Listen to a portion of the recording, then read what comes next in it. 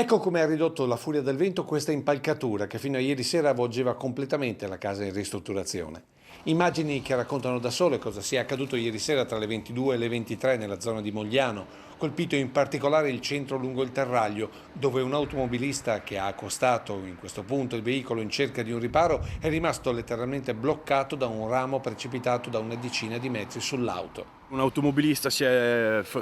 assostato insomma, al lato del terraglio e un grosso ramo è caduto sopra la sua autovettura. Per fortuna l'automobilista è illeso e abbiamo provveduto ieri notte insieme alle ditte specializzate attorno alle 2:15, 3 di questa mattina appunto alla rimozione dell'albero. Per fortuna l'auto non ha avuto seri danni se non qualche botte, qualche graffio, perché un moncone di albero ha proprio fatto da ponte sopra l'auto, impossibilitando l'autista all'uscita, però per fortuna l'autovettura non ha avuto grossi danni, insomma. E poco più in là, verso Mestre, sempre la furia del vento ha provocato lo schianto in mezzo alla strada di un platano da poco meno di 1 metro di diametro e solo per caso, in un momento dove sotto non stava transitando nessuno. Siamo arrivati appunto per fare in modo di capire un attimo qual era l'entità della situazione e dopo pochi minuti sono arrivati dei cittadini armati di motosega e hanno cominciato a togliere sostanzialmente il platano dal terraglio per favorire poi la viabilità, che ovviamente era interrotta e stava arrecando dei grossi danni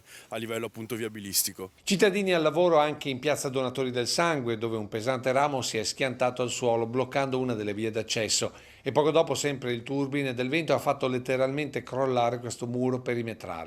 Danni più o meno rilevanti un po' ovunque in città, con alberi sanissimi come questi cedri spezzati dalla forza del vento, ma anche, nel caso di questi platani, dal marciume interno al tronco e ai rami, che richiede una profonda riflessione sulla manutenzione del verde pubblico. Abbiamo attivato un servizio fondamentale in città, che è quello appunto del censimento del nostro patrimonio arboreo. Stiamo sostanzialmente etichettando tutti gli alberi presenti e in una scheda apposita ci viene indicato se c'è da intervenire con una manutenzione, con una potatura anche pesante o addirittura con l'abbattimento, tutto questo fatto esclusivamente per salvaguardare la sicurezza pubblica.